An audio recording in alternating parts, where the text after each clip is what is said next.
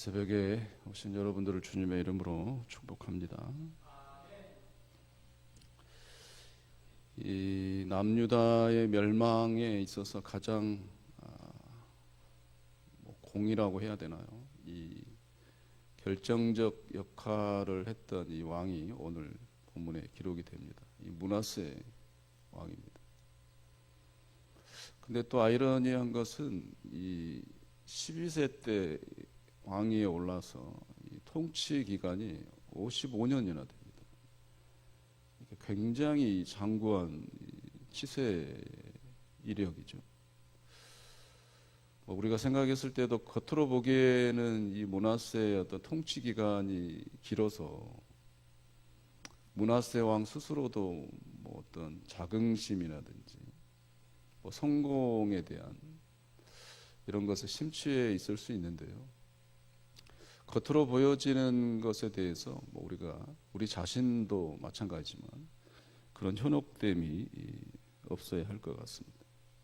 어찌됐든 뭐 이렇게 55년간 다스렸는데 오늘 말씀에 보면 뭐 긍정적인 하나님 보시기에 선을 행한 뭐 이런 것은 전혀 찾아볼 수가 없습니다.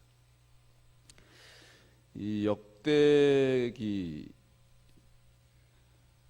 또 열왕기, 우리가 지금 열왕기를 보고 있는데요. 원래 히브리어 성경은 이 상하로 나눠 있질 않아요.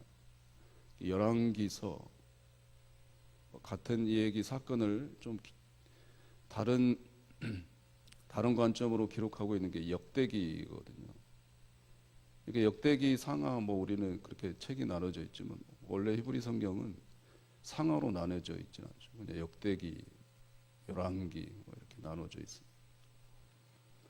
그리고 역대기 우리 성경은 뭐 구약 성경 뭐 앞부분 정도에 좀 기록이 돼 있고 이 말라기서가 제일 나중이잖아요. 우리가 지금 가지고 있는 한글 성경은 이 기록 연대로 책이 구성되어 있지 않습니다. 연대기 순으로 되어 있지 않죠. 이 히브리 성경 이 연대기 순으로 보자면 가장 제일 늦게 쓰여진 책이 역대기서예요. 그러니까 우리나라 가지고 있는 성경으로 보자면 이 말라기의 순서에 이 역대기가 지금 들어가야 되는 거죠. 연대기 순으로 보자면. 어찌됐든 같은 성경의 관점이 다릅니다. 그래서 역대기의 관점은 이스라엘 백성들의 이 하나님의 회복에 포커스가 맞춰져 있기 때문에 똑같은 열왕기서에 있는 이 왕들의 시국에 대한 것을 기록할 때 이 단점들을 많이 기록하지 않아요. 그 왕들에 대한 어떤 긍정적인 부분을 기록하려고 많이 애를 쓰고 있죠. 왜냐하면 역대기는 하나님의 어떤 이스라엘 백성의 회복, 심판에 초점이 맞춰진 게 아니라 회복에 맞춰져 있기 때문입니다. 제가 이 말씀을 드리자면 오늘 본문에는 므낫세 왕에 대한 긍정적인 면이 하나도 없어요. 그러나 이 말씀드린 이 관점이 다른 역대기 33장에 가보면 이 므낫세 왕이 말년에 하나님 앞에 회개합니다. 회개해서 그 산당들을 다시 또 제거하는 그런 모습의 회개의 모습이 잠깐 기록은 되어 있습니다. 그러나 워낙 이 므낫세 통치 기간에 전국적으로 난장판을 만들어놨기 때문에 이 개인의 어떤 회개도 하나님의 이스라엘 남유다 멸망에 대한 그런 결심에는 어떤 영향을 미치지 못하는 것 같습니다.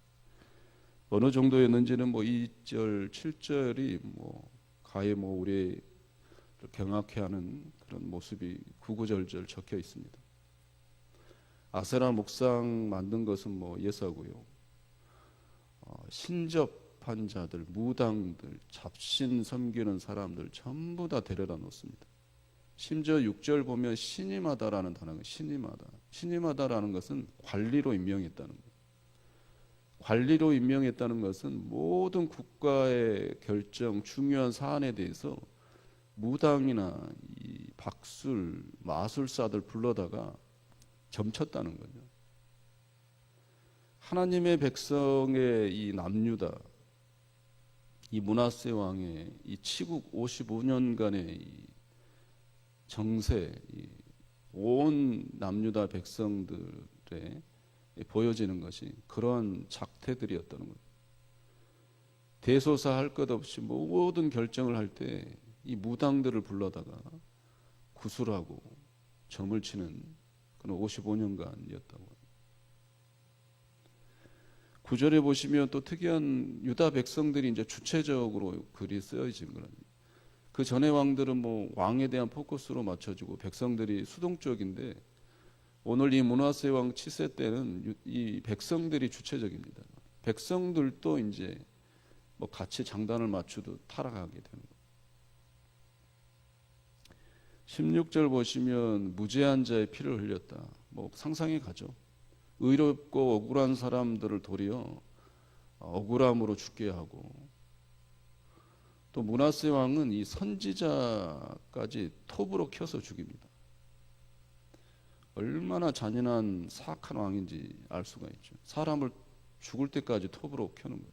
그것도 선지자를. 결국엔 이제 여러분이 잘 아시는 북이스라엘이 아수르에게 이 722년에 망하잖아요. 이 므낫세 왕 이 사후에 57년 뒤에 이 남유다 왕이 멸망합니다. BC 586년에 바벨론에 의해서 멸망하죠. 이 므낫세 왕의 이름의 뜻에 좀 우리는 오늘 좀 살펴볼 필요가 있는데, 므낫세 왕의 이름의 뜻은 잊어버리다예요. 우리는 하나님의 은혜를 한순간도 잊어버려서는 되지 않습니다. 우리가 55년간 므낫세처럼 왕으로서 살든, 그것이 보여지는 것에 의해서 하나님이 나와 함께 하신다라고 말을 할 수 있는 보여지는 형통함이나 보여지는 어떤 부함, 경제력이 있다 해도 우리들의 기준은 그런 외형적인 것에 있어서는 안 됩니다. 오늘 8절에 보면 하나님의 이 공의와 심판의 기준은 율법이에요. 말씀입니다. 우리의 삶에 있어서 잊어버리지 말아야 될 것은 하나님의 말씀이에요. 우리에게 기준이 되어야 될 것은 오롯이 하나님의 말씀입니다. 보여지는 것에 있지 않아요. 내가 직분이 뭔지, 목사하면 뭐합니까? 기준이 하나님의 말씀에 서지 않으면 그런 직분은 아무 필요가 없어요. 우리의 삶도 마찬가지입니다. 가진 것, 또 가지지 못한 것, 또 우리가 어디에 살고, 그게 뭐가 중요합니까? 하나님에게 있어서 중요한 것은, 기준은 보여지는 게 아닙니다. 오직 당신의 율법이고 하나님의 말씀입니다. 우리는 잊어버려서는 안 됩니다. 므낫세 왕을 우리가 교훈 삼아서 55년간 그러한 왕의 치세를 했다 해도 아무 의미 없어요. 하나님 보시기에는 그 치세가 중요한 게 아니라 내 말, 하나님의 그 율법을 상기하느냐, 잊어버리지 않느냐, 잊어버리느냐, 이것이 중요한 거죠. 제가 말씀드린 대로 하나님의 말씀을 잊어버리지 않는 것은 최대한 열심히 외우는 거예요. 말씀을 외워야 합니다. 책을 들고 다닐 수가 없잖아요. 하나님의 말씀, 핸드폰에 있다고는 하지만 우리가 극시 일에 어떤 상황적 하나님의 어떤 음성의 메시지는 말씀으로 옵니다. 머릿속에 있어야 말씀이 떠오르고 그 순간순간 그 떠오르는 말로 인해서 우리가 묵상하게 되고 지혜가 생기는 거예요. 힘들더라도 하나님의 말씀을 가까이 함이, 물론 책을 읽는 게 가까이일 수도 있지만 제가 생각했을 땐 그 정도는 외우는 거예요.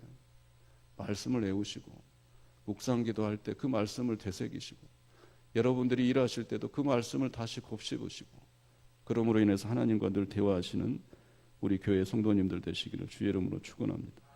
19절부터는 므낫세의 그 대를 잇는 아몬, 이것도 어이가 없어요. 아몬이란 이름이 애굽 우상의 이름이에요. 남유다는 멸망될 수밖에 없는 이 상황이 됩니다. 하나님을 기억하는 사람, 왕이 전혀 없어요. 오늘 하루도 우리 귀한 성도님들 잊어버리지 말고, 그 기준이 절대 외형적인 것에 있지 않고 나의 기준은 하나님의 말씀이다, 율법이다, 이런 그런 망각하지 않고 되새기며 또 되새기시면서 오늘 하루도 하나님 앞에서 영광을 드리시는, 또 크리스찬으로서 살아내시는 복된 하루가 되시기를 주의 이름으로 축원합니다.